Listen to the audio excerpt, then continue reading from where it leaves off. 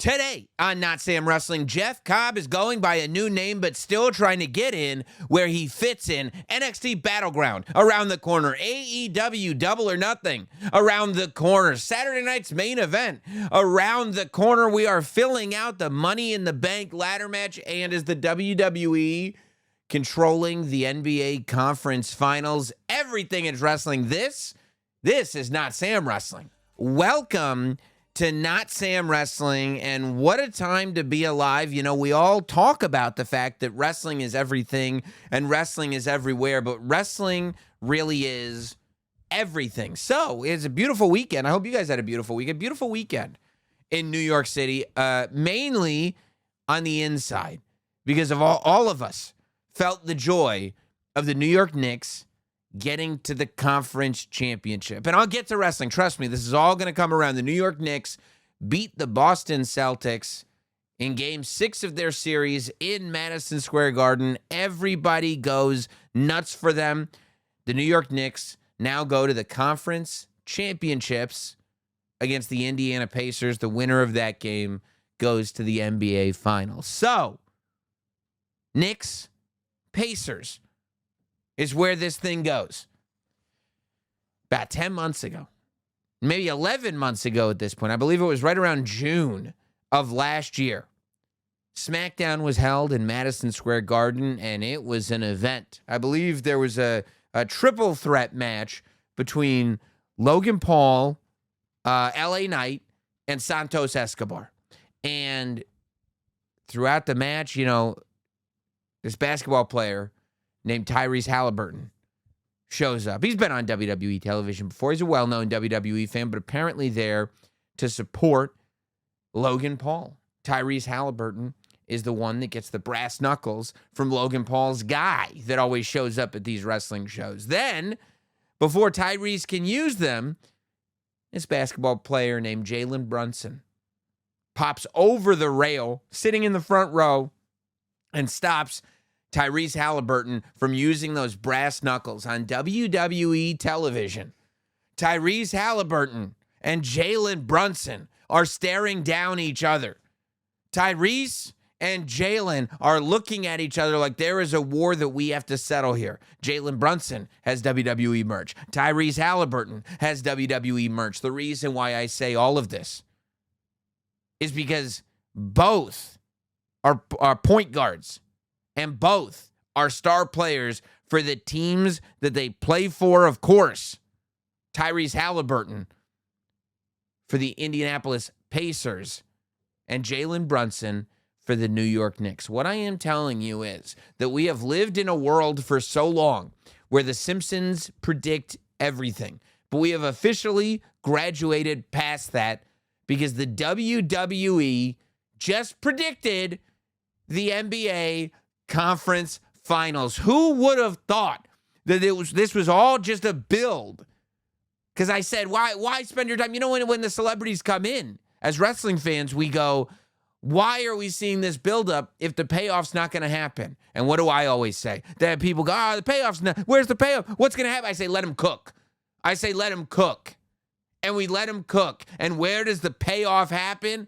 This payoff that started on SmackDown with Tyrese Halliburton and Logan Paul on one side of the coin, and Jalen Brunson and LA Knight on the other side of the coin. The payoff now arrives in the NBA Conference Championships, and I'm especially happy to say that Jalen Brunson was booked as the babyface. So in this series, the Knicks are being booked as babyfaces. Now, maybe it had something to do with the fact that this confrontation happened at Madison Square Garden in New York City. That's neither here nor there. The point is that when we look back on this historically, we will see that on SmackDown, when that confrontation happened, Jalen Brunson was booked as a babyface. So, I already had the Knicks as babyfaces going in, and if you look at any footage of the crowd of people that existed outside of Madison Square Garden at the end of Game 6, you will see this is a babyface reaction like you've never seen before, although this is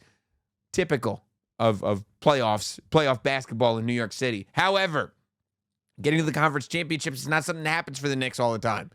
They are absolutely the baby faces here, and that was confirmed like 10 months ago when we played this thing out on SmackDown, of all the teams to meet in the conference championships, it's the teams that are led by the two guys who had the stare down on SmackDown, Jalen Brunson and Tyrese Halliburton. So I say all this to say, because a lot of you guys, people who listen to me, now some of you may happen to be interested in basketball as well. I'm not saying that the people who listen to this show are only interested in wrestling, but it is the one commonality that binds everybody. 100% of the people that listen to this show have to be obsessively interested in wrestling, or I don't know what the hell you guys would get out of it. But because of that, you're bound to find people listening to the sound of my voice right now that may not understand the level of excitement that some of their friends and loved ones feel as we enter into the conference championships. And I am here to tell you that now you get it. This is the payoff. This is like, I mean, talk about long-term storytelling. Long-term storytelling. Not only do you get it now, but we're, as wrestling fans, we are invested. Okay?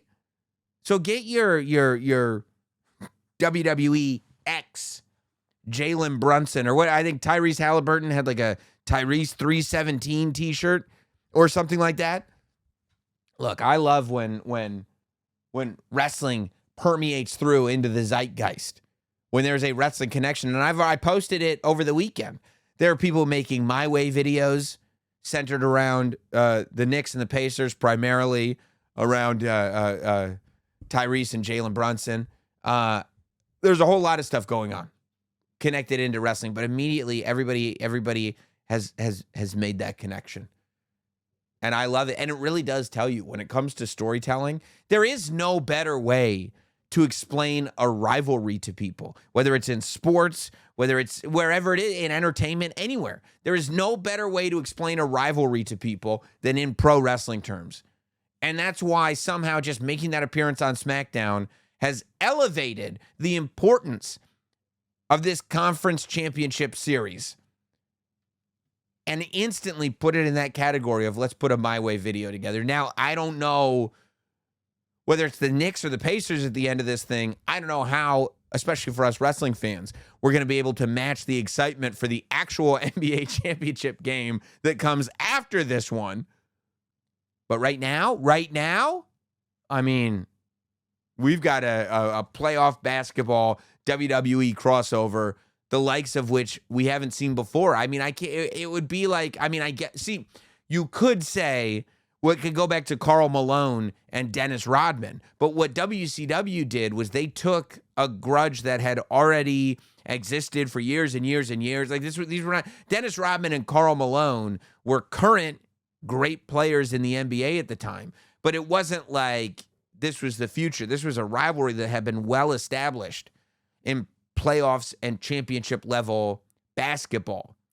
And WCW just said, let's have that play out in the ring, which I say, great. You know what I mean? I'm all for it. But it's a different thing when you realize, because, you know, you could go back 3 years, I guess, when Jalen Brunson gets signed to the Knicks. I watched a montage of sportscasters just talking about how they didn't understand why the Knicks made this level of investment, that he wasn't worth the money. And look at where he is now. You're talking about two amazing athletes on the come up, ready to meet each other on the highest level that their division has, their conference has. And the seeds are planted right there on WWE SmackDown. It's poetry. It's American poetry. This isn't wrestling. This is great American storytelling. And I absolutely love it. Now, if we can get into WWE television, okay? Which all of it is now, right? To an extent. But we found out this week that Jeff Cobb, from this day forward, that's the last time I'll say Jeff Cobb. Well, that's the last time I'll say it. Because now he is JC Mateo. JC Mateo, as he was announced. And it was interesting the way it was done, right? Because I'm going to say Jeff Cobb a couple more times and be 100% honest with you. But, so Jeff Cobb comes out at the PLE, at Backlash. And I think on commentary, they acknowledged him as Jeff Cobb. Twitter is an interesting thing, because when the company wants to acknowledge that they're there and they tag them, the tag was at Real Jeff Cobb, or whatever Jeff Cobb's tag is, but it said Jeff Cobb in it. And I said it a bunch of times already. And And I don't know if that counts as them saying it or not, but it hadn't really been said by any of the players. You know, when we interviewed Jacob Fatu on Raw Recap, I said it because I'm a wrestling fan. I knew who that guy was from watching him wrestle in other organizations, be it, you know, New Japan, Ring of Honor, Pro Wrestling, Guerrilla, Lucha Underground, wherever it was. I know who Jeff Cobb is. But Jacob never said anything about it. And then we get to the ring on SmackDown, and Solo Sikoa just says, my main man, JC. He says, if anybody tries to stop him, Jacob Fatu, basically, it's really interesting, enters in, and we talked about this last week in why it would be that a character like Jacob Fatu would resent the presence of who we thought at the time was Jeff Cobb. And I said that's because it upsets the power dynamic. That what's interesting is leading up to Backlash, we had a scenario where where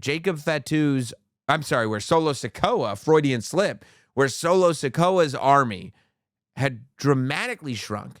He had no Ulafala to wear. And it looked like Jacob Fatu was going to be the one that was kind of calling the shots. Once Jeff Cobb shows up, or the artist formerly known as, and it makes it clear that I'm here to do Solo Sikoa's bidding, well, now all of a sudden, we're playing Solo Sikoa's music. These two people are following Solo Sikoa. Jacob Fatu is back in the position that he was originally in with that original new bloodline, where he appears to be one of the soldiers, as Solo Sikoa leads this promo. And he talks about the fact that he's going to be entering the triple threat match to qualify for the Money in the Bank ladder match that night on SmackDown. And he talks about the fact that nobody's going to stop him. And he talks about the goal of bringing the world championship back home to his family where it belongs, which again shifts the dynamic, because it's like, yes, Jacob Fatu has the United States Championship, but at least in the mind of Solo Sikoa, he still believes that he's the one to correct the mistake that Roman Reigns made, that he's the one that's going to bring that the world championship, that Jacob is here to bring the United States Championship, to bring some gold, but the gold, the WWE Championship, the Roman Reigns belt, that's Solo's job to bring back to the family. And Solo, I mean, I know some people hate on Solo, and I don't understand why. Like, the juxtaposition of this version of Solo, go back to tape from like 2 years ago, and the fact that Solo is just sitting there, just the face of intimidation, not saying a word, but believably being that enforcer. And now he's kind of this like used car salesman, smooth talking, almost weaselly guy. And like, I don't know, I'm buying it. He's not getting shaken by the crowd. He doesn't look like he's lost out there. I mean, he is this guy that you don't trust, this guy that instead of just being, 2 years ago, he's brute force dude. He's just like, well, whatever the plan is, let me know. And I'm going to jab this thumb into anybody's neck that doesn't let us do the plan. That's not who he is anymore, right? Now, he's the guy that's he's coming up with all these plans. He's the guy that's got his hands in everything. He's the guy who's like, what if we do this? What if we do that? He's the guy that you can't even trust, really, because he's working out of self-interest. That wasn't who he was before. And he's been able to portray both those characters to me in a very believable way. I think the end of the hate that Solo might get is this idea that he was this like scary enforcer guy, and now he's this guy that has to like kind of be conniving in order to win matches. But that's just a character change. And it still keeps him at the top of the card, or near the top of the card, at least reasonably at the top of the card, when he's lost to guys like, Roman Reigns and people like that.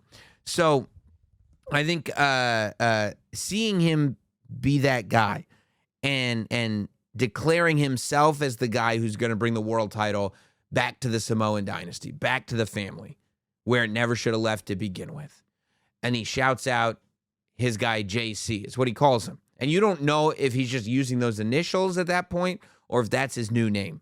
And then he says Samoan Werewolf, Jacob Fatu. And when he called Jacob Fatu by the full name, I said, okay, maybe there is something going on here where the initials were used purposefully, and they were. But then he starts saying, get in where we fit in, yada mean, and in kind of a mocking tone. And that's when Jacob finally takes the microphone away from Solo Sikoa and kind of starts hyping himself back up, going back to being that guy who said, I told you I was going to do this with or without you, and that's exactly what I did, and da-da-da-da-da-da. Solo gets the microphone back, and he starts talking about what happened to that thing that you used to say. What was it that you used to say? And I was like, oh my God, because I was literally just there. I don't remember. Maybe I was talking to Megan about it. I don't remember who I was having a conversation with, but I was like, remember the era? Remember this era? The era that we all loved? I love you, Solo! I mean, that's what brought us all into this Jacob Fatu. He kept screaming this at the top of his lungs. And we were all looking in our lives to find somebody that loves us the way Jacob Fatu loves Solo Sikoa. But he hasn't really been saying that as much. In fact, ever since Solo Sikoa lost the match to Roman Reigns, where Roman Reigns became the inarguable and undisputed tribal chief, Jacob Fatu shifted to saying things more like this. Fatu! Where maybe he realizes that he needs to have faith in himself more than he does in Solo Sikoa, but that doesn't fit well with Solo Sikoa. So Solo bides his time, lets Jacob rise and rise and rise, and gets to the point now where just before Jacob is ready to take control himself, Solo needs to duck and weave, twist and go, no. What about my man JC over here? And all of a sudden, the path to, I'm just going to, dog walk everybody, for lack of a better term, and be the guy who moves forward with this, all of a sudden, that's not so clear anymore for Jacob Fatu. And Jacob Fatu says, I love you, Solo. And Solo says, nah, man, that's not how you used to say it. That's not how you used to say it. How'd you used to say it? And I mean, he says it with the same energy that if you went to public school, people would come up to you and they go like this, man, I like those shoes. And you go, I got to get out of this conversation immediately. One time somebody comes up to you and compliments you like that, one time you might get gotten because you go, oh, I enjoy compliments. But as soon as you find out what the consequences of that are, I need to get out of this immediately. I need to find a different room. I need to go into a very, very public place. I need to get out of this right now because otherwise I'm going to be barefoot and it is cold outside. And he's got that energy. And he's got that confidence that maybe he hadn't had before JC showed up. I go, what? No, that's not how you said it. That's not how you said it. And I remember how he said it. I love you, Solo! And I'd love to hear it again, and so did Solo. But before they had the opportunity to do any of that, LA Knight comes in and breaks up the party. LA Knight obviously has big problems with the bloodline. Solo Sikoa does end up winning the triple threat. Solo Sikoa, Jimmy Uso, Rey Fenix. Solo wins the triple threat, goes on to Money in the Bank. Which now, and we'll have deeper conversations about the Money in the Bank ladder match once people qualify. But I thought both of the qualifiers were interesting because in both of the qualifiers, all three people, and we'll talk about the women's qualifier in a little bit, but all three people were absolute possibilities, meaning you could totally see everybody's been asking the question of, okay, we got there with Roman, obviously. We got there with Sammy, I would argue, and he's still on that road, but we're there. We got there with Jey Uso, obviously. We got there with Solo Sikoa and figuring out who he is. When is Jimmy Uso going to get his? When are we going to get that Big Jim push? When are we going to get the moment for Big Jim? And you could argue that Jimmy Uso is exactly the type of person who should have the Money in the Bank briefcase. That for the next 365 days, we could be asking, is Jimmy going to be the one to take it? Maybe Jimmy takes the WWE Championship. Maybe he's the one that takes it back for the bloodline. Maybe he goes after his own brother Jay to take the World Heavyweight Championship because he wants to be that guy. There's a million things you could do. On the same note, Rey Fenix is a guy that it's like, You signed him to WWE so you could show the world what this guy is capable of. What better place to show the world what Rey Fenix is capable of than in a ladder match, a multi-person ladder match? I mean, the Money in the Bank ladder match, for the type of match it is, not necessarily the prize, not necessarily because he would be the winner, but because of what the match is built for somebody like Rey Fenix. And still, Solo Sikoa comes out on top. And that's a conversation that we're going to have, that there is this reality that if the story that we're telling now is going to be that just as we think that Jacob Fatu is stepping up to take it all, that Solo is figuring out all these little ways to make sure he maintains power, that maybe that's right for Solo Sikoa. That maybe there is this world where Jacob is on the cusp of that world championship picture, and it's Solo that gets the world championship. And now Jacob has a decision to make. Does he turn on Solo to get the title or not? Maybe Jacob has that moment where he finally gets the world championship, and that's when Solo cashes in the ultimate heel move. A heel with the briefcase is a beautiful thing. I love a heel with the Money in the Bank briefcase. So there is potential there, but of course, we'll have to have a much deeper conversation about it when we know who else is in the match. And then, fighting breaks out and everything, and the announcement is made that JC is going to have his debut match on SmackDown. And that's when we get the official word from the ring announcer. He announces him as JC Mateo. JC Mateo. And commentary starts saying, okay, that's JC Mateo. And JC Mateo is where we're going. I don't know where Mateo comes from. Obviously, I know where the JC comes from. It's one of those things that right now, it sounds really weird and very uncomfortable. I don't like it at all. And I don't know, but I don't like when anybody's name changes at first. And I don't know how exactly those decisions are made. I also think that JC Mateo sounds like the type of name that after a couple months, 6 weeks, we'll all be so used to it anyway. I mean, if that's what happens with all of these names. If the character is good, then, we end up falling into it and it doesn't matter. The Gunther thing, at first, people are like, you got to be kidding. It doesn't matter. Even Ludwig Kaiser, that wasn't his name. Doesn't matter. Nobody even remembers. Like that. Like if it's not something stupid and the character isn't something stupid, what about Max Dupree? Well, I don't think the problem with Max Dupree was the name Max Dupree. I think the problem was they completely changed who the character was, and everybody loved the other character. That was the problem. It wasn't the name. If he said, with everybody saying, Max Dupree, yeah, it probably would have been fine, honestly. Because there were people, when he came in as LA Knight, that wasn't his name. He was Eli Drake. When he came in as LA Knight, it was the same thing. And people got used to it immediately. Anybody who was an Eli Drake fan, because his act wasn't terribly different, but anybody that was an Eli Drake fan at first, they were like, what? What are they calling Eli Drake? And then, boom, it catches on. The character's good. We like what's happening. It doesn't matter. So that's kind of what I think about the name in and of itself. He had his debut match, ironically enough, against LA Knight, and it was a big win for JC, a credibility building win in the sense that LA Knight's a big star. LA Knight's a big draw. And they're going like, no, he's beating guys like LA Knight. That's a good thing. It was a good match. I just personally wish that his first match he'd been wearing wrestling gear. That's all. I think that sometimes that we forget, we people who watch like a lot of wrestling from a lot of different sources, forget that not only are there a lot, but I would argue the majority of WWE's audience has never seen this guy wrestle before. And that's one of the reasons why you can change the name.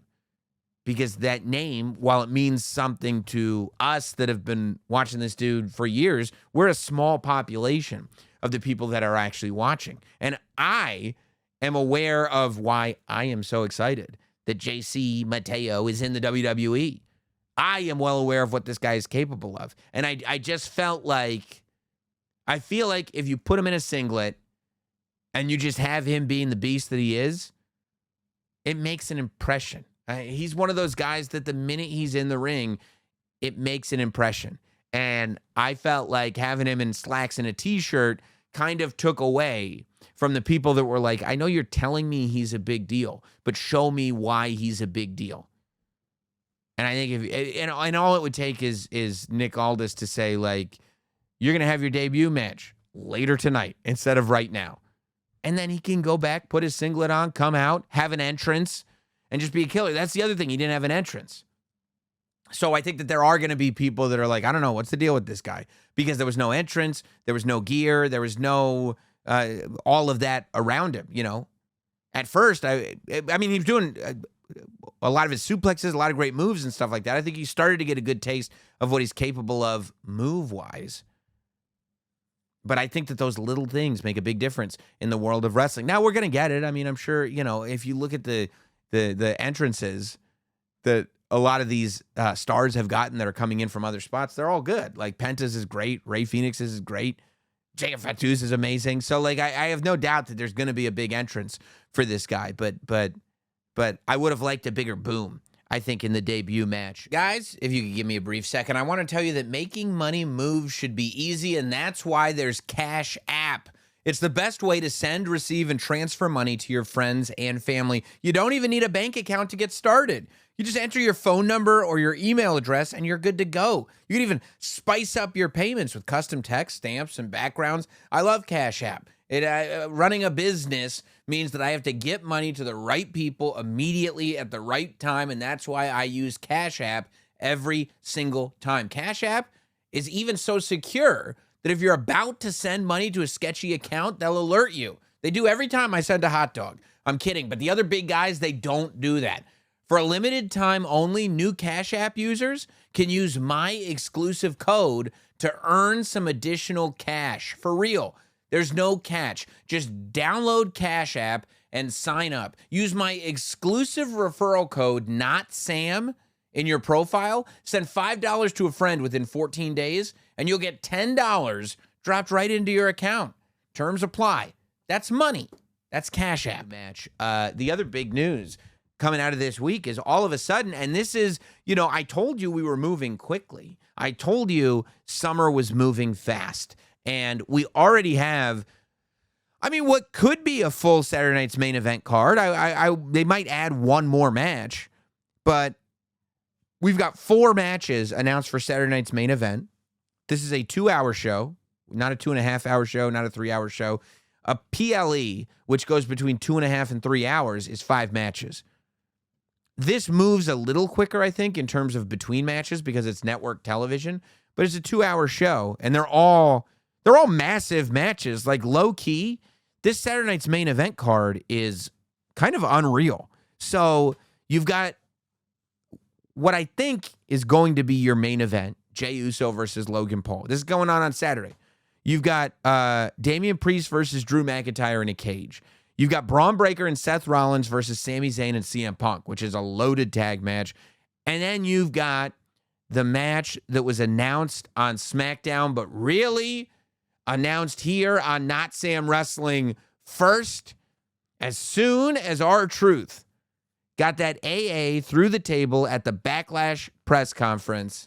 I said, this is what you need to do. I started scratching off my fantasy booking for John Cena's final year, and I said, this is the exact direction that I would go in, and luckily, once again, this is the exact direction that they're going in. R-Truth sits down with Wade Barrett, talks about John Cena, says this isn't the John Cena that he knew, the John Cena that he grew up with, would have told you hustle, loyalty, respect, would have told you never give up. But he wouldn't have said the other stuff. He wouldn't have said, I'm trying to ruin wrestling. He wouldn't have said this. He wouldn't have said that. And he certainly wouldn't have put his brother, R-Truth, through a table. So R-Truth said he's already talked to Nick Aldis, and it's happening. He said at Saturday Night's Main Event, it's going to be Truth versus Cena. And if Truth has to beat some sense into John, then Truth will. And he's going to do it, he said, with hustle, loyalty, and respect. So it's R-Truth versus John Cena. A graphic came up. It's being advertised. R-Truth versus John Cena at Saturday Night's Main Event. And, yeah, like I said last week, I thought it was a good idea last week. Now that it's been announced, I still think it's a good idea. If you've got a match that you're going to do, and you're not going to have, I don't know if John Cena is going to be on SmackDown next week, or if we're just going to go straight to Saturday Night's Main Event with this. But I think that now that we're in the John Cena run, that not every match is going to be the sort of, and can't be, the sort of PLE, tell this grandiose story and get to the match. I also think Cody Rhodes, dirty finish. Randy Orton, dirty finish. Some of these bigger name guys, you're not going to get a clean finish because, number one, John Cena's a heel. Number two, you got to protect these big name guys that are going to continue to be your big name guys. I hope at some point John Cena's going to wrestle CM Punk, I would assume, unless he loses, dirty finish. Who knows if he'll wrestle Roman Reigns? Either Roman will win or dirty finish, you know? I think you got to look at opportunities you have where John Cena can win as a villain and have a clean finish. And this is one of them. I think that John Cena still finishes as a heel, but does this completely clean, doesn't need a low blow, doesn't need the belt shot, doesn't need interference, doesn't need anything because it's truth, you know? And truth is going to be all heart, but ultimately, I don't think he'll win. Also, and God bless Truth for it. Also, you go back and you look at the history that people have, right? You go back and you're like, oh, Randy Orton, he had this history with John Cena, this match, that match, this match. And then you go to, you know, hopefully we get to CM Punk. He has a history with John Cena with Money in the Bank 2011 and blah, blah, blah. Oh, if you get to Roman Reigns, he's got a history with John Cena with this match and that match. And it goes on and on and on and on. Well, how about the fact that R-Truth has a handful of pay-per-view main events, right? He main evented Survivor Series. And how about this? Big matches like this, Cena's involved. How about Survivor Series when The Rock came back, teamed with John Cena to face The Miz and R-Truth? How about the fact that one of the R-Truth's only pay-per-view singles main events for WWE was it at Capital Punishment, and it was after R-Truth started smoking cigarettes, so we knew he was a bad guy, and it was against John Cena. R-Truth has main evented pay-per-views with this guy, John Cena, okay? Let's not take that away from Truth. And now he's going to Saturday night's main event, and I think that, you know, John Cena can come across like a horrible human being after beating R-Truth at Saturday night's main event. And then we've got 2 weeks between Saturday night's main event and Money in the Bank to tell, and I hope John Cena's going to be wrestling at Money in the Bank, to tell whatever story you're getting for Money in the Bank. Hopefully it's with CM Punk, and we'll get to that as we go down this card. You got Damian Priest versus Drew McIntyre. And this time it's in a steel cage. So Damian Priest has a pre-tape package where he kind of narrates his version of the story, where he challenges Drew McIntyre to this steel cage match at Saturday night's main event and talking about how this has to end, how this has gone on for too long, there has to be a winner, blah, blah, blah. Well, Drew McIntyre comes out and just gives the promo of a lifetime on SmackDown. And it wasn't the promo of a lifetime because Drew McIntyre does that all the time. But I thought he did a phenomenal job on SmackDown, looking right down the barrel and talking about, because, you know, Damian Priest was talking about being in this Drew McIntyre vortex. He wants to get out of it. Drew took credit for being, he said, the only person that's kept Damian Priest relevant this entire time. Drew McIntyre said he beat him at WrestleMania. He thought it was over. He's going into Saturday night's main event in the cage match for this match against Damian Priest. And I mean, I feel like it should be Drew's match. You know, I don't know what's next for Damian Priest. I don't think it'll kill Damian Priest to lose to Drew McIntyre, but I feel like Drew already lost the United States Championship Fatal 4-Way because of Damian Priest.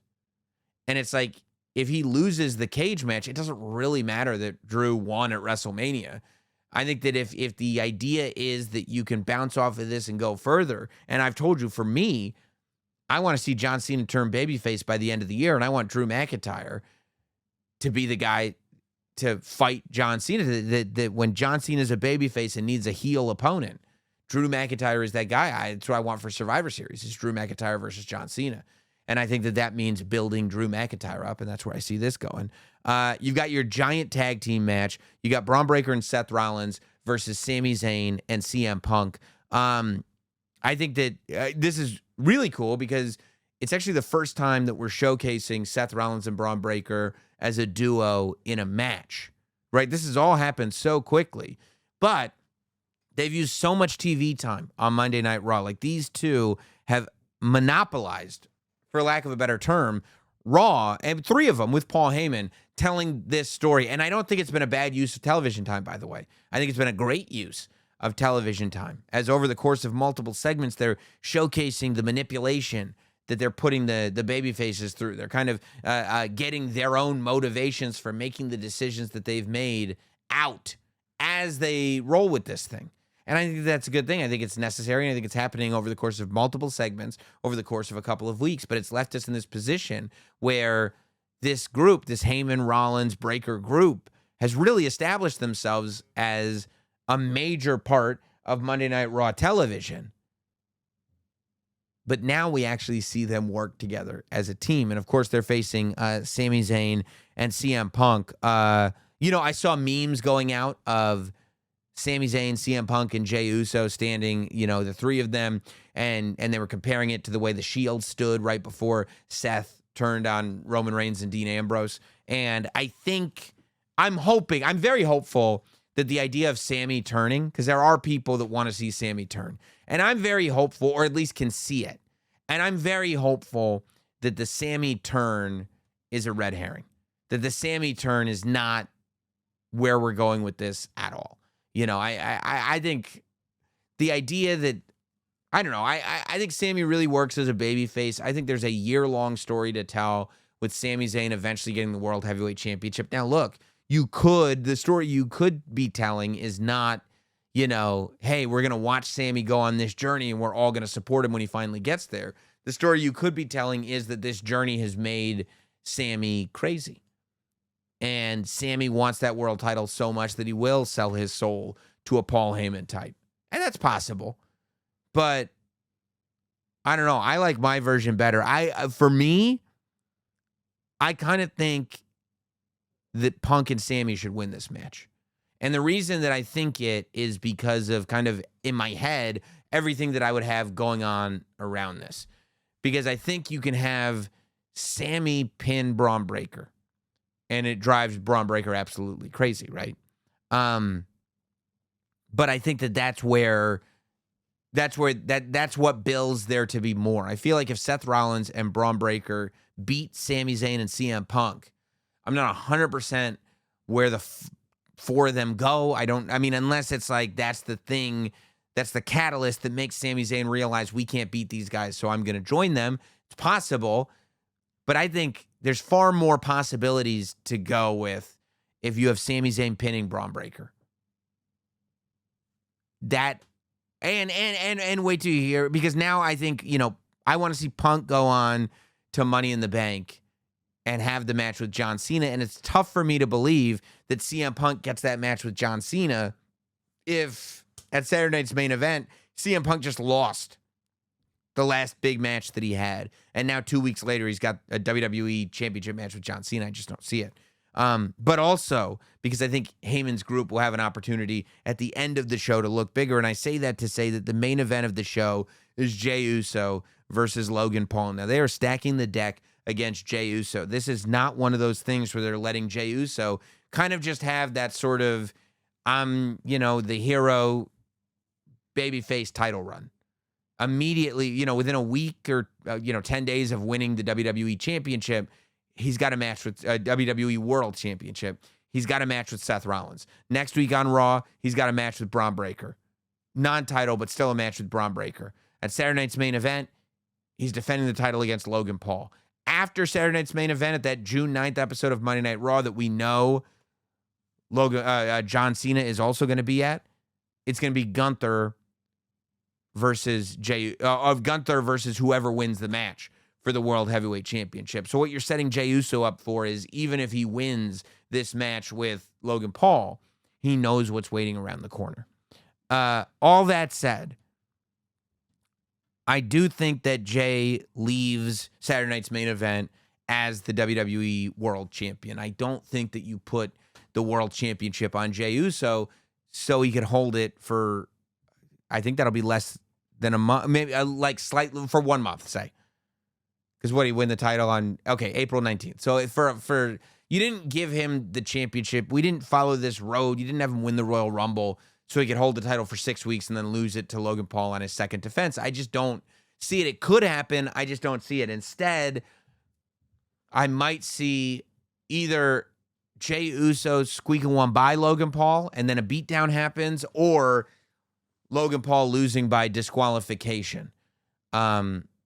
Because I see the end of Saturday night's main event being, yes, Jey Uso is still the world heavyweight champion, but the end of Saturday night's main event is the Heyman guys put a beat down on Jey Uso, Sami Zayn, and CM Punk. Or maybe the two of them don't even show up. Maybe CM Punk and Sami Zayn leave. Maybe they're not in the building anymore. Maybe the Heyman guys beat them up in between their match and the main event. And then you can just have a beatdown on Jey Uso. But I think the Heyman guys that beat down Jey Uso are Seth Rollins, Braun Breaker, and Logan Paul. That's how I would like the show to end, is Logan Paul standing with Seth and Braun Breaker and the realization setting in that not only have they beat the ever-loving stuffing out of Jey Uso, but Logan Paul is standing with this group. To me, I know there are a lot of people, I saw the comments when I said it last week, that were like, you got to be kidding me. This isn't what we want. He's not the future. It's a heel group, guys. It's a heel group, and Logan Paul is sticking around for a while. Don't comment. Don't send me emails. Don't leave YouTube comments. Don't leave reviews on Spotify and Apple telling me, well, Logan Paul's not even a wrestler. Logan Paul this, or like he's there. What is the story that we're telling with Logan Paul? To me, Triple H spelled it out for us. There was a question at the Backlash press conference about Logan Paul being about the celebrity superstars, Pat McAfee, Bad Bunny, Logan Paul, and Triple H corrected that person and said, Logan Paul, that's not how we look at him. It's not how I look at him. Logan Paul's not a celebrity. He's one of our guys now. And it's like, okay. So how do we move forward with Logan Paul not being the guy that just comes in for a big match, for a big pop, because it's Logan Paul from the internet, and then we move on to the next thing? If we're going to be serious about Logan Paul as a person on the roster, where do we put him on the roster? And to me, it couldn't be any more clear than as a Heyman guy, and I feel like have the three of them beat down Jey Uso. Now, Jey Uso is going to move on to whatever Jey Uso is going to move on to, but I think that you could also have this scenario where those Heyman guys cost CM Punk a match with John Cena at Money in the Bank, which even though Punk and Sami Zayn won their match at Saturday night's main event, now loops CM Punk back into the story with the Heyman guys, and also will fuel speculation as to whether or not there is a connection between The Rock, Paul Heyman, Seth Rollins, and John Cena. Because that has been something I don't believe that there is. I don't think there should be. But that has been something that is part of the wild speculation that we read. So why not play into it? And I think that if you do that, if you have Punk and Sammy win by Braun Breaker getting pinned by Sammy, now you got Braun Breaker furious at Sami Zayn, right? Logan Paul loses to Jey Uso, be it by disqualification or a roll-up or whatever. But ultimately, Seth Rollins and Braun Breaker come out, help Logan Paul beat down Jey Uso. Now the three of them are established as a group. Jey Uso's still got the whole world against him. None of us are sure if Sami Zayn is going to turn or not. The group now cost CM Punk a match with John Cena. So the story over here that was Punk and John Cena now leads us back to Punk and Rollins and Braun Breaker and Logan Paul. Now it lends into a Logan Paul versus CM Punk match. And we're sitting there going, not only do we now have Logan Paul versus CM Punk, the babyface of all babyfaces, the wrestler's wrestler, the guy that has put his life into this industry, versus the guy that popped over here from a YouTube channel. Not only do you have that match, but you also have this permeating conversation of what if the final boss comes back? And I know I can already read you in the comments. Don't bother. You really think The Rock's going to come back? At some point, The Rock's coming back, dude. Of course he's coming back at some point. What if this was all part of The Rock's plan to begin with? I don't think it was, but at least enables us to have the conversation, which is what the point of all of this is. That's just where I'm at. Speaking of conversations, how about this one? Alexa Bliss advances in the Money in the Bank advances to the Money in the Bank ladder match. She beat Chelsea Green and Mi Chin, which, again, I felt the same way about the men's I felt the same way about this that I did about the men's Money in the Bank qualifier, in the sense that Mi Chin feels built for the Money in the Bank ladder match, in the sense that there are a lot of Mi Chin fans, but she's just in terms of where her character's at, she hasn't been put in a position to be in real contention for the number one title, for the WWE Women's Championship or for the Women's World Championship. But there are a lot of people who would support that happening. And so Mi Chin being in this match is like, the story is obvious. It's the quintessential Money in the Bank story. This is my shot. I've been waiting for this the whole time, and here I am. I'm ready to take it. You got Chelsea Green, who the same way, the minute she was announced in that United States Championship tournament, the Chelsea Green supporters came out in droves. And there are people that are upset that she's no longer the United States champion. They would immediately want Chelsea Green to be Miss Money in the Bank. But they both lost. Alexa Bliss is the one that won. And I'm very interested. My antenna are up for Alexa Bliss right now, because I'm paying close attention to everything that happens. Alexa Bliss returned at the Royal Rumble without saying much, was around a little bit, and then kind of disappeared. The Wyatt Six have been absolutely nowhere for months, and there have been some reports of an injury happening there, but nothing official, nothing from the WWE, right? And so it makes me go, like, what is going on with the Wyatt Six? What is going on with Alexa Bliss? Are they connected? You know, Alexa Bliss was obviously brought back now, and it feels like Alexa Bliss was brought back now with the intention of, let's move forward with Alexa Bliss. Let's have her win this tag match with Zelina Vega. Let's have her do this thing with Charlotte Flair. Next week, let's have her immediately qualify. Now she's in this Money in the Bank ladder match. Let's have her have this confrontation with Charlotte Flair, where now you're wondering, friends, enemies, frenemies, where are they at? You know, Alexa Bliss is talking. She's dressed like she's been dressing. You know, she's got the black on, she's got the makeup on, but she doesn't come off as possessed. She comes off as Alexa Bliss. And I think there is plenty of room for Alexa Bliss to do this character without being possessed, that Alexa Bliss can be inspired by the kind of darker wardrobe without being possessed, without having the Lily doll, without having all the Wyatt stuff around her. But I do, and when she talks, she seems less dark than she has. But I do very much want to know, when and where do we see the Wyatt Six again? Are they connected with Alexa Bliss or not connected at all? And are they over there doing their own thing? Because, I mean, I kind of feel like all parties would benefit greatly. Like, I think, and maybe it's a matter of Alexa Bliss wins the Money in the Bank briefcase, and then she brings back the Wyatt Six, and now you've got this group that has all this power because Alexa Bliss has the Money in the Bank briefcase, and the Wyatt Six are back, you know? Or maybe it's like the Wyatt Six come back and feel like Alexa Bliss has betrayed them, and we see Nikki Cross and Alexa Bliss going at it. Or you've got Charlotte Flair, who's now involved, right? And it's kind of not been established. There's tension between Alexa Bliss and Charlotte Flair, but is this a feud or is this a team? It seems like Alexa Bliss is looking to be in conjunction with Charlotte Flair, but Charlotte Flair right now wants nothing to do with it. I mean, in terms of Charlotte Flair, I think that what set the light bulb off in my brain was Jade Cargill telling Charlotte Flair that she needs to go to the back of the line as far as the Women's Championship is concerned. And that to me was this aha moment, right? Because a lot of the heat that is on Charlotte Flair from fans, you know what I mean? A lot of the reason the internet gets upset, a lot of the reason people boo her is because she came back, immediately is in the Royal Rumble, immediately wins the Royal Rumble, immediately gets the championship match. And it's like too much, right? Too much without even being like, hey, where have you been? Tell us about the injury. Because we didn't see, this wasn't Triple H beautiful day.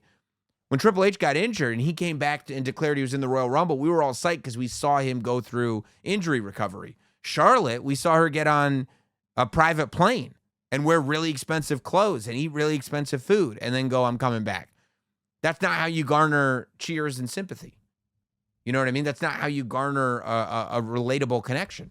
So I think that the idea of Charlotte Flair actually going to the back of the line, and maybe Charlotte Flair even realizing that she needs Alexa Bliss, maybe Charlotte Flair realizing that she doesn't have the game on lock like she used to, and maybe Alexa and Charlotte working together as people who at one point each ran the women's division, but because they're in a women's division that's moving so fast, that has so many new stars joining, like Julia, who it's announced this week is joining SmackDown, which was big. You know, we've seen Julia on Raw doing matches. It was never announced that she was a part of the roster, but it is officially announced that Julia is a member of the SmackDown roster. If you've got all this happening, maybe Charlotte doesn't have it on lock like she used to, and maybe Charlotte and Alexa working together is exactly what Charlotte needs, especially if Alexa Bliss were to win the briefcase in the Money in the Bank ladder match. Like, what if Charlotte Flair were to enter a triple threat either next week or the week after to get to Money in the Bank and she lost? What if Charlotte Flair didn't win the triple threat? What if Charlotte Flair didn't make it to the Money in the Bank ladder match? And now you are looking at a scenario where Alexa Bliss does have tangibly more than Charlotte Flair, and maybe there is a connection to be made there. And then depending on where that goes, maybe they end up as a team, and that's what the Wyatt Six take umbrage with. Maybe Charlotte gets to where she needs to get to, and then once the sort of help is done, she completely turns on Alexa Bliss, and that's where Alexa Bliss brings in the Wyatt Six. I don't know. I mean, I could see like Charlotte turns on Alexa. Alexa brings in the Wyatt Six. Charlotte brings in Karrion Kross and Scarlett. And I don't know. My mind's going all over the place right now. But I'm just saying, I think that there's a lot there. And I think that Julia joining SmackDown is a big step. I feel like Julia, her first big thing, she'll probably be in the Money in the Bank briefcase match, right? She'll probably either next week or the week after have a triple threat match on SmackDown, win the thing. And that's what I mean. That's probably the match I would do it in, right? Because Charlotte Flair would underestimate Julia because she's new. But have like Charlotte, Julia, and somebody else in a triple threat. Julia actually pins Charlotte. Now Julia goes on to the Money in the Bank ladder match. Alexa Bliss wins the briefcase, and Charlotte realizes maybe there is something to be had with this partnership between her and Alexa Bliss. I don't know. There's a lot that could be said about it. I do, before we move on to anything else, want to recommend that you guys check out the interview with Penta. We've been having great interviews on the Raw Recap podcast, so I hope you guys are subscribed to it. It's wherever you get this podcast, Apple, Spotify. Spotify is good. Go get the Raw Recap podcast feed as well. We do podcasts after every episode of Raw and after all the PLEs, and we have interviews on all of them.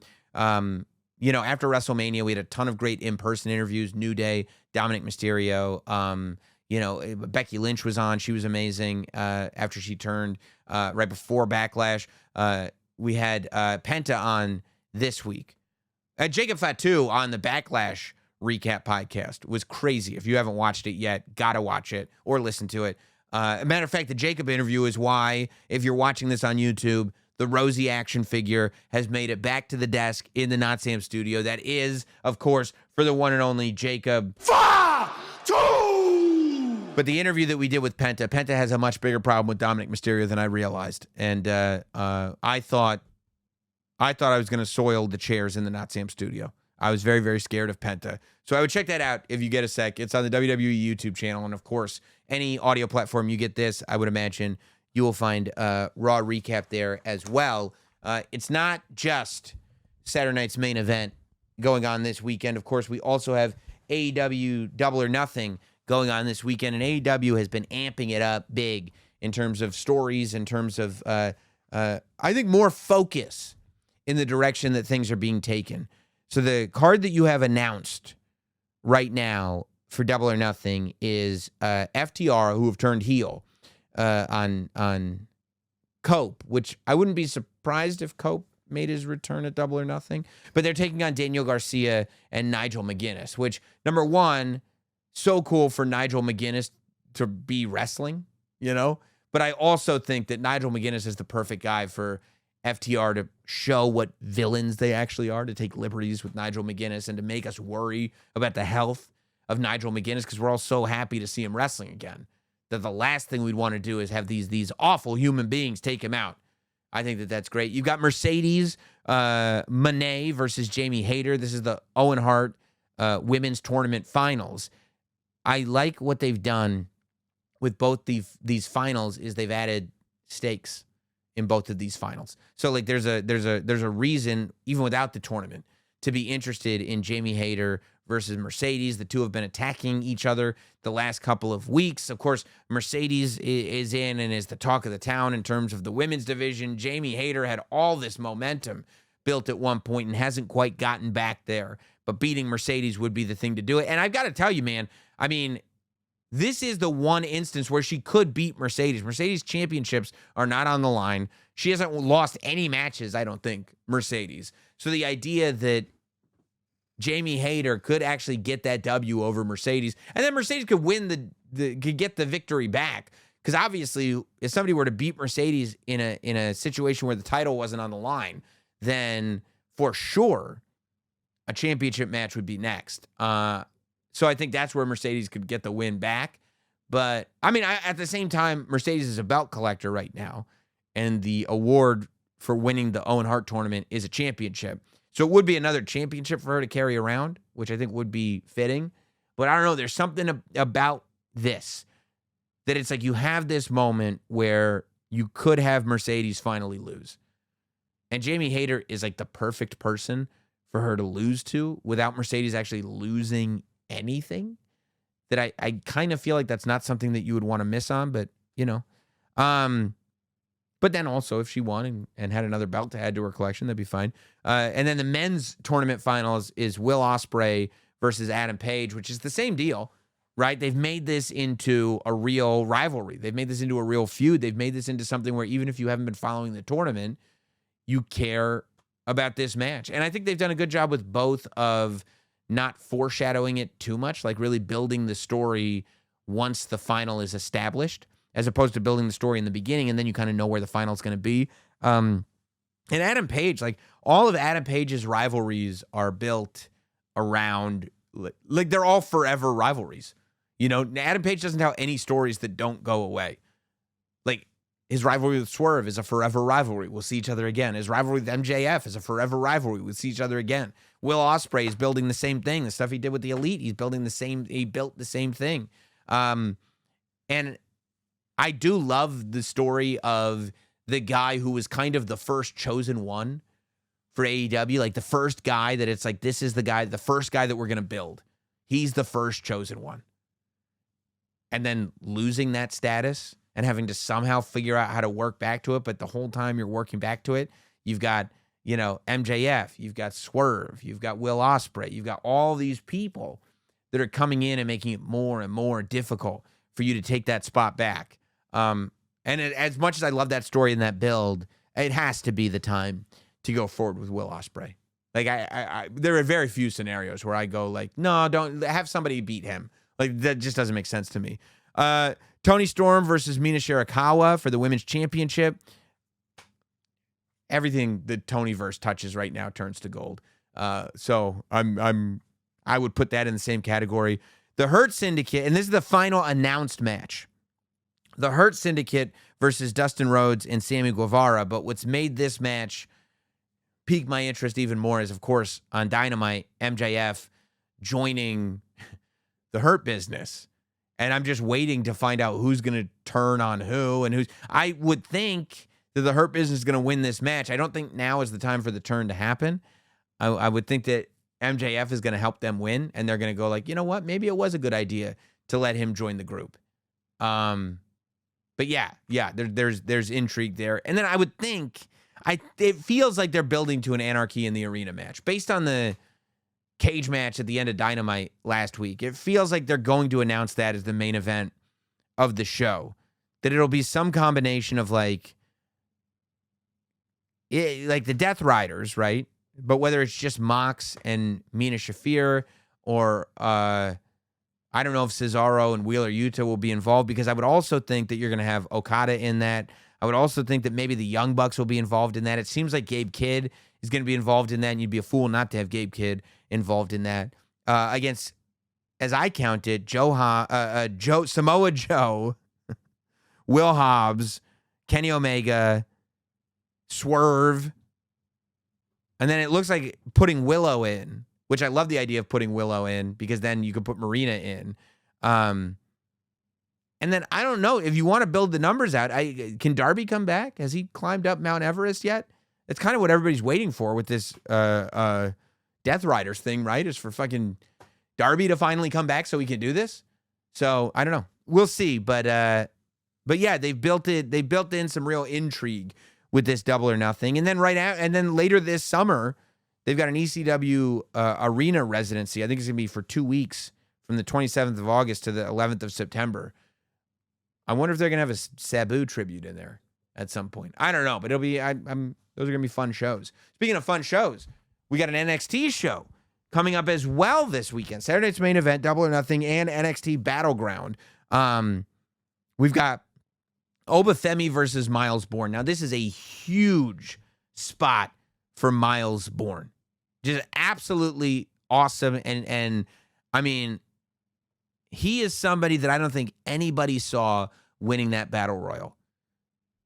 But he cut a promo last Tuesday on NXT that just put him exactly where he needed to be going into this match with Obafemi. Like, there is nothing in that made you feel like he's not ready. There is nothing in that made you continue to question, well, why is he? It's also like it goes to NXT's kind of mission statement, which is star building.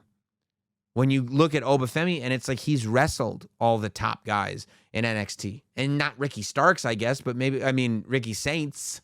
But maybe you're not ready for the Ricky Saints Obafemi match. And it's like if you have other matches on the card that are massive matches, which you do, why not use this spot to build somebody? Why not? That's what NXT is all about. Elevating people. The rate of elevation that happens at NXT is like no place else. And that's really because it's what NXT is designed to do, is to get people ready to be stars on the main roster. But what it results in is this amazing television product where nobody is cemented in spots. That all of a sudden, this guy's going to be a top guy now because all of a sudden that top guy isn't even on the show anymore. And now we're building this guy, and now this guy's over here. Now that woman is over there, and that woman's over there. It's moves so quick. And while sometimes you can kind of follow the logic train and get to where they're going, other times it's just out of nowhere. He's the next guy. Here we go. See you in 2 weeks. You've got, and this is what I'm talking about. This is why you can do a match like that, because at the same time you have another world title match, except this one's the TNA World Championship. The TNA World Championship being defended at an NXT Premium Live event. Joe Hendry versus Trick Williams. I'm looking forward to that, man, because Joe Hendry's going to get a big reaction, but this is really, in terms of being in front of a WWE audience, Joe Hendry's opportunity to show what is there beyond kind of the meme and the entrance and everything. The bell's going to ring, and he's going to be the defending champion on a WWE television show, which you could not ask for a bigger and better opportunity than that if you're Joe Hendry. And Trick Williams has this opportunity to, if you want to prove that you can be a heel, Trick Williams was such a great babyface for so long. But there's not many people that are more beloved in wrestling right now universally than Joe Hendry. If you go into a room full of wrestling fans and tell them you don't like Joe Hendry, you're going to get your ass kicked. That's what's going to happen. So the idea that Trick Williams gets to play heel to that really, allows you to take it as far as you want to go. So I think it's a huge opportunity for both those guys. Then you got a massive women's world championship match between Stephanie Vaquer and Jordynne Grace, which, again, Jordynne Grace comes straight off of TNA, but that's another one where it's like people are waiting to see what Jordynne Grace looks like in this position. There were some people that were going to put Jordynne Grace right on the main roster, and it wasn't that crazy of a thought, but now she is one-on-one for that NXT Women's Championship, and I think, as much as Stephanie Vaquer is La Primera and is living up to all the hype and more, I feel like Stephanie Vaquer came in at a time when like Julia was really, really hyped, when Jordynne Grace was really, really hyped, and just like took it all and has made massive amounts of believers and fans every single time she stepped into a WWE ring. But maybe she's going up to the main roster. Maybe this will be Jordynne Grace's moment to represent NXT. Who knows? They've already set up, on NXT television, this idea that, like, there are a lot of women on that roster that are waiting to take Jordynne Grace down. So what better way to tell that story than to have her be the champion? I don't want to see Stephanie Vaquer lose. I'm a big Stephanie Vaquer fan. But there is something there. And then, of course, the grudge match after the Great Betrayal, Stax Lorenzo, Tony D'Angelo. I'll tell you this. Stax has become a superstar in front of our eyes. Stax started as just like, it was a goofy gimmick. It was fun. I liked it, but it's goofy, the D'Angelo family. And he's the right-hand man. It's almost like a cartoon character. Stax in the last year has, under everybody's nose, become a legit superstar. Like, I look at Stax now and I go, yeah, that dude can hang on the main roster. Like yeah. Like, he's got that, like, he was always a good wrestler. Like, there was never anything wrong with him in the ring. But now, I don't know. Maybe he's put a little muscle on. He's got that tan going. He just looks confident. He just looks like he figured out who he is. And all of a sudden, I'm looking at Stax going, yeah, that's the dude. So, and Tony D'Angelo, I felt strongly about for a long time. But I think I kind of want to see Stax win this one and go to the next level. I mean, especially as a heel. I mean, what happened? The whole landscape could change. Now, look, the landscape could not change at all. But, like, what happens if Stax beats Tony D'Angelo? What happens if Miles Bourne actually beats Obafemi? And then you go forward and, like, Stax can go after Miles Bourne. It's crazy, but that's the movement. That's the mobility of the NXT roster. It's really, really great. Now, before we get into emails, I got one question to ask you. What the hell is going on with Finn Balor and Roxanne Perez? Okay? I'm already smelling a rat with this Finn Balor. When he's around Dominic Mysterio, he's making faces. He makes these faces behind Dominic's back. I see him on television all the time. But I feel like every week on Raw now. Last time I saw this, it was Dominic and Liv Morgan concocting plans 2 weeks in a row. Different points on Raw. I've seen Roxanne Perez and Finn Balor cavorting. That's what I would call it. Cavorting. They're having a discussion about something, but it's not coming up in the Judgment Day Clubhouse. It's not coming up when Roxanne is teaming with Stephanie or Julia or any of these people. So what the hell? What the hell is going on with Finn Balor and Roxanne Perez? Trouble is afoot. I'll say that. I'm going to put it on the record. Trouble is afoot. Take it to the bank. Now let's get into those emails, huh? NotSamWrestling@gmail.com is our email address. That's NotSamWrestling@gmail.com is our email address. Let's get into it. We will start with, all right, we'll start with this one. William. Sam, I've been thinking about, you can email us at notsamwrestling@gmail.com, by the way. Sam, I've been thinking about championships being backlogged in MMA and in WWE. John Jones in MMA, John Cena in WWE, but since you're a wrestling guy, I have an inquiry about this whole Cena champ thing. Well, I don't know about, what do you mean backlogged? I guess the idea that Cena would go away, like he could potentially backlog it, because Cena's already defended the title once since WrestleMania. I've been thinking about how if Cody Rhodes were still the champ, then Rhodes-Orton would have happened at Backlash and subsequently Money in the Bank. But since Cena is the champ, he's having a mini feud with Truth and no hint for his Money in the Bank opponent. Well, how do you know that Rhodes would have fought Orton at Money in the Bank? Cody has had feuds teased with Orton, Punk, Drew, and Priest.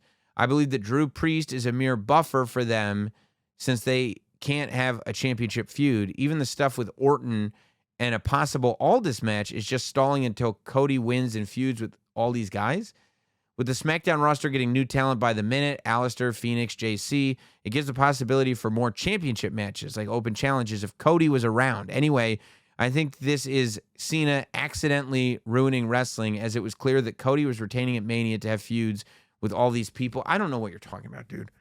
There are plenty of people, like, as soon as Cena announced that he was having a last run, all any of us were doing were fantasy booking all the different matches with Cena. You're telling me Cena doesn't have a built-in match with CM Punk. CM Punk's been Instagramming about Cena nonstop. You're telling me that we literally last week talked about Drew McIntyre planting seeds with John Cena. Drew McIntyre started talking about John Cena before the Elimination Chamber. You don't think that was there? You don't think there's stuff between Seth Rollins and John Cena? I had a whole list of potential John Cena opponents somewhere. I honestly, I appreciate the email. I have no idea what you're talking about. That's okay. Maybe it's me. This is coming from Simon, who writes, myself and my son, my 12-year-old son, love the show and listen every week. I appreciate that. Noah is wrestling crazy. That's his son. And wanted to make sure we salute our podcast tribal chief with a Fatu. I appreciate that. Fatu! To keep it short, Noah speculates wildly that Karrion Kross gets in John Cena's ear and manipulates the crash out you spoke of last week, leading to Kross screwing Cena. The double turn, rise of Killer Kross t-shirt sales. Okay, no, I get it. Look, Karrion Kross have been doing some pretty cool stuff on Main Event. They're uploading the matches on WWE's YouTube channel. You can take it. Yeah, you can watch it. He has been getting good reactions. They've been doing his old NXT entrance, except on the main roster. It looks really cool with Scarlett. Karrion Kross is a babyface, my friend. If Karrion Kross turns on John Cena is getting booed. Karrion Kross is unfortunately a babyface. Unfortunately for your story. Karrion Kross's success is an example of what people think is homegrown success. When the audience feels like they have organically grown a star themselves, we cheer for them. People feel like any success Karrion Kross is going to have going forward is because we made it so. Whether that's true or not, that's how we as an audience feel. And therefore, we're going to cheer for that success. And therefore, it makes him a babyface. Dan writes in, sup, Sam? I feel like last year there was a move toward making the product more focused on realism, specific examples being the way KO references the show and things like The Rock beating Cody backstage after Raw went off the air. Recently, though, I've noticed more of the invisible cameraman and commentators ignoring things. Example being this week, the commentators acting like they couldn't see Naomi in the background all the time. Listen, I think that's misleading. I agree with you that I thought it was weird that the commentators didn't say anything about Naomi being in the background because she was just sitting there staring. And also, she has big, bright yellow streamers coming down from her arms. Like, you couldn't miss it. So I think that in that instance, yes, the commentators should have said something. But I mean, while you're saying all that stuff was going on, the Kevin Owens stuff was going on, the Rock and Cody stuff was going on, nobody was saying anything about Dominic and Liv being in the background of every shot. Nobody was saying at the beginning stuff about the Wyatt Six stuff that was going on in the background of shots. That's not. I don't think that there's been a shift like that. And I think in multiple storylines, Drew McIntyre is still doing all the same stuff that he was doing before. I can't tell you that I feel like there's been that shift that you think there has been. I think there are a couple instances where it's like, they probably should have said something, but I don't know. I would probably disagree with that. I'd have the conversation, but I would disagree. Avik writes in, what's the haps from London? How would you feel about R-Truth winning the Money in the Bank and then cashing in on Cena to teach him a lesson? I would ask that you watch SmackDown. Let's go to, he's got a match with him at Saturday Night's Main Event. Then you want him to win Money in the Bank and then beat John Cena after? It's possible, but I don't know. Where do you go from there? R-Truth is just the champion? Tell me where you go. Jeff writes in, I've been a listener to yours since you visited 316 Gimmick Street. Oh, yeah, bro. 316 Gimmick Street? That's a poster, the picture I try to post every March 16th. Just to remind everybody, I sat in the living room at 316 Gimmick Street. It was the best. This coming year will be the 25th anniversary of the Gimmick Battle Royal. That's nuts, dude. So it could be time to bring back one. I would love that. If they decided to bring back with only gimmicks from the 2000s, who would you want to see? Okay, so if they did another Gimmick Battle Royal, obviously I would want it to be people who could actually somewhat at least work a Battle Royal. Like when they did the Gimmick Battle Royal, it was from gimmicks from the 80s, and like Iron Sheik had to win because he couldn't take a bump. Jeff wrote in Hurricane, Pyra Paul Burchill, Eugene, Great Khali, Muhammad Hassan, Davari, King Booker, the Highlanders, I like that, the Godfather, Spirit Squad, Boogeyman, Steven Richards from RTC. Yeah, I like all those, honestly. I was looking for a flaw, and I enjoy all of those. Let's see, who else is I think Heath Slater would be really good. I'm just one man. I'm a one-man band. Heath Slater would be great. I think Zack Ryder, and I would ask, and maybe he wouldn't do it because he's trying to get away from this, but I would ask Zack Ryder to come out with the woo-woo-woo and the one tight leg. I think that would be great.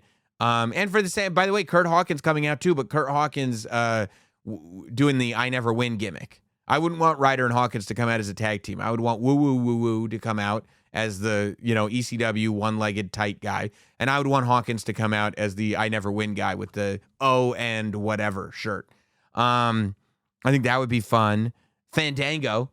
I would definitely want Fandango in that Battle Royal. I would want Tyler Breeze, but I wouldn't want Breezango. I would want Fandango to be OG Fandango, and I would want Tyler Breeze to be Prince Pretty. Who else? I mean, there's a lot. There's a lot that I think would be good, Yeah. I would think about that. It would be a fun podcast to fantasy book another gimmick battle royal because I think we could actually do it now. And I think it'd be really good.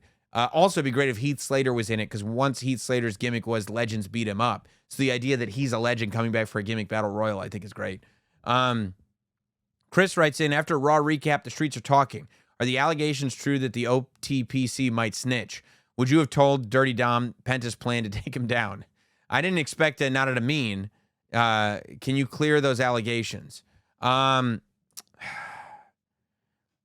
Look, I'm not a rat, okay? And I hate to think that these streets are talking, okay? Because I'm not a snitch. I come from a world where snitches end up with stitches. I am loyal to Dominic Mysterio. I wouldn't snitch. I would have Dom's back. And that's all I'm going to say about the matter. I wouldn't snitch. I would have Dom's back. Can't say anything more specific. AB writes in, Antonio Brown? Oh, no, it's a different person. I will start off by saying it obviously is sad for people to lose their jobs, and I'm not advocating for that. On the other hand, I can never understand the way the IWC and commentators listen, okay, so this is about, people reacting negatively to talent releases. I have a couple problems with this. First of all, I don't have any problem. If people, love wrestling and love wrestlers and get mad when they lose their jobs, I don't have a problem with that. I mean, yes, it's a place of business, but we're not Scrooge here. We're just people, and we're not in the business. So I think that's fine. And also, I don't like the IWC thing. Not that I don't like phrasing it as the IWC. There's this other thing called the IWC. If you're a podcaster and you speak negatively about the IWC and it's a wrestling podcast, I don't know who's listening to your show because podcasts only come out on the internet and your community of listeners would have to like wrestling. So the idea of going on the internet and talking about how bad people on the internet are who like wrestling, when you like wrestling and you're talking about this on the internet, it just feels like this cat chasing his tail, dog chasing his tail. Somebody's chasing their tail.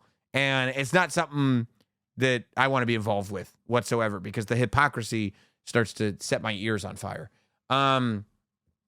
This one is from Pat. Oh, no. That's a solicitation.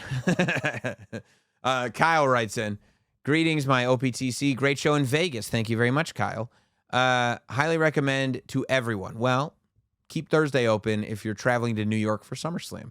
My question is, do you think with Rollins' heel turn, it's time for new entrance music? I'd say so the audience can't sing along. Do you see it coming? Is it necessary maybe for later down the road? What are your thoughts? I would say no. I would say that your point about the audience not singing along is right.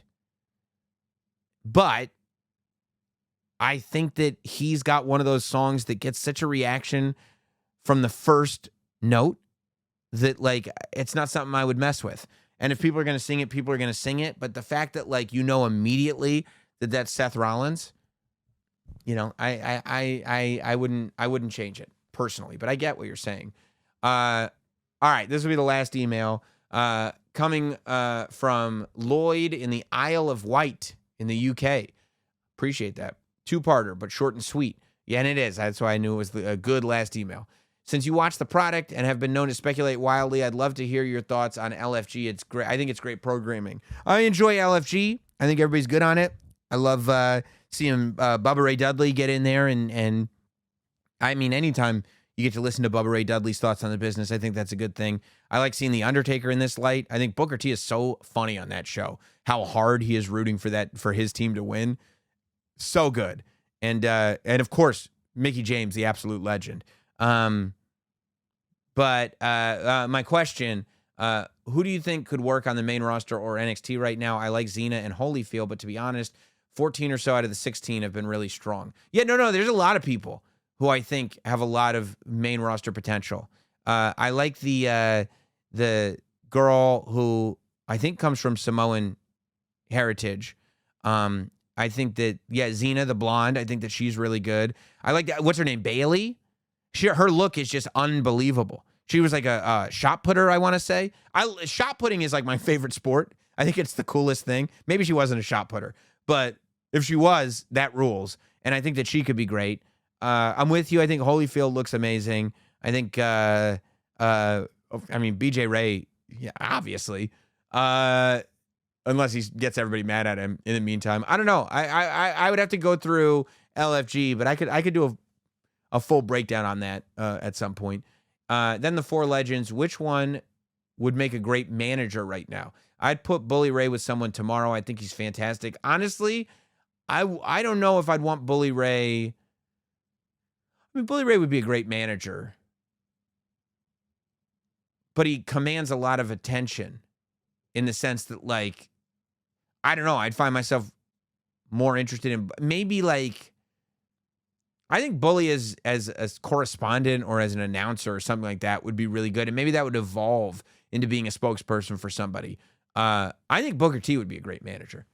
I think Booker T of all the people would be a great manager. All right, I said that was the last email. I'm going through these emails again. That was the last email. Appreciate all you guys.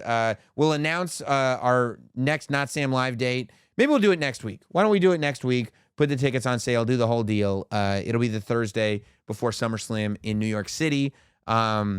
Keep an eye out for that. Make sure you're leaving comments, listening on Spotify, Apple, leaving reviews, leaving ratings, going to the YouTube channel, hitting subscribe, watching the podcast, leaving comments, and that you're also subscribed to the Raw Recap podcast feed, because it's basically, I mean, it's very similar to like there being another Not Sam Wrestling show every week, except with Megan Morant. So it's a bonus.